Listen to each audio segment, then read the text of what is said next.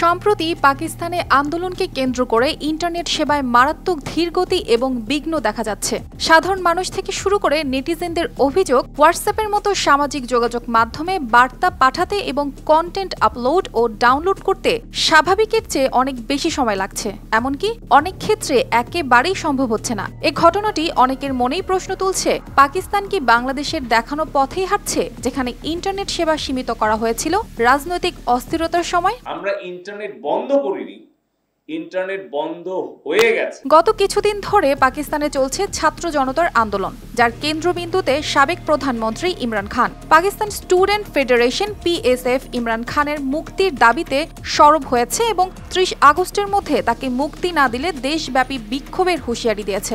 ইমরান খানের সমর্থকেরা এর আগেও বিভিন্ন সময় বিক্ষোভ করেছে, কিন্তু সরকার তাতে তেমন গুরুত্ব দেয়নি।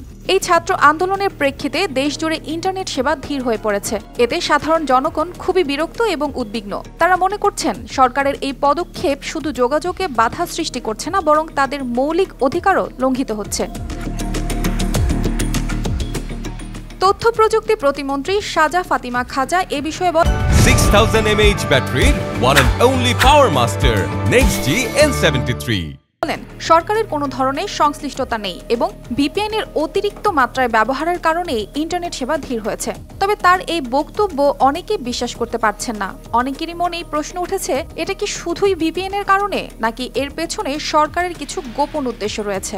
এই সময়ে ইন্টারনেট সেবা বিঘ্নিত হওয়া একটি বড় ঘটনা, বিশেষ করে যখন সাবেক প্রধানমন্ত্রী ইমরান খান জানিয়েছেন বর্তমান সরকারের হাতে মাত্র 2 মাস সময় বাকি আছে। তার মতে এই সময়ের মধ্যেই সরকার পতন ঘটবে এবং নতুন এক অধ্যায় শুরু হবে। তিনি কারাগারে থেকে সাংবাদিকদের সঙ্গে এক আনুষ্ঠানিক কথোপকথনে এই মন্তব্য করেছেন। এই বক্তব্যের পরে ছাত্র আন্দোলন আরও জোরদার হয়েছে এবং তা দমাতে ইন্টারনেট সেবা ধীর করার বিষয়টি উত্থাপন হয়েছে।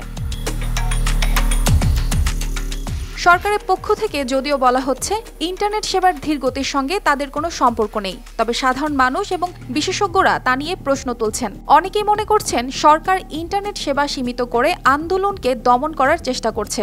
বাংলাদেশেও এরকম একটি ঘটনা ঘটেছিল, যখন বৈষম্য বিরোধী ছাত্র আন্দোলন দমনে ইন্টারনেট সেবা ধীর করে দেওয়া হয়েছিল। তাই প্রশ্ন উঠছে, পাকিস্তান কি সেই পথেই হাঁটছে? অর্পিতা জাহান, RTV।